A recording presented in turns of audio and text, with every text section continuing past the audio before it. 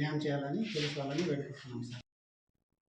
AP CM Chandrababu పాలనంతా ఆర్థిక విధ్వంసమేనని YCP అధినేత జగన్ ఆరోపించారు.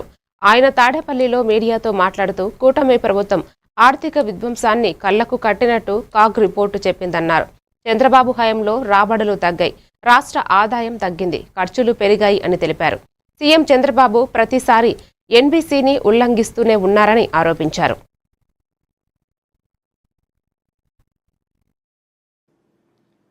వాటినే కాగ్ రిపోర్టు కూడా రూఢీ చేస్తూ చంద్రబాబు గారి కూటమి చేస్తా ఉన్న ఆర్థిక విధ్వంసాన్ని కళ్ళగట్టినట్టుగా కూడా కాగ్ నివేదిక కూడా చూపింది. ఇన్ఫాక్ట్ చంద్రబాబు గారి ఆర్థిక విధ్వంసం ఎలా ఉంటుంది అన్నదానికి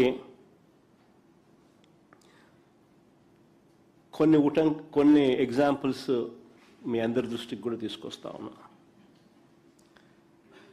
మా ప్రభుత్వం చివరి ఏడాది అంటే 2023-24ను ఆయన తొలి ఏడాది ఏదైతే ఆడిటెడ్ కాగ్ రిజల్ట్స్ రిపోర్ట్స్ ఏదైతే పబ్లిష్ చేసిందో, మా చివరి ఏడాది 2023-24, ఆయన తొలి ఏడాది 2024-25 సంవత్సరాన్ని ఒక్కసారి పోలిస్తే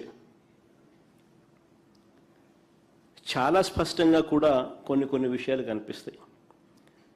2023-24లో ప్రభుత్వం నుంచి చేసిన కానీ చంద్రబాబు నాయుడు గారు ప్రతిసారి ఈ చట్టాన్ని, ప్రతిసారి ఈ ఎన్బీసీని నెట్ బోరోయింగ్ సీలింగ్ని ప్రతిసారి కూడా ఈ మనిషి ఉల్లంఘిస్తూనే ఉన్నాడు. ఒకవైపున ఉల్లంఘిస్తాడు, మరోవైపున బిల్డప్ మాత్రం ఇస్తాడు. తాను గొప్ప పరిపాలనా దక్షుడుగా ఒక పెద్ద బిల్డప్ మాత్రం ఇస్తాడు.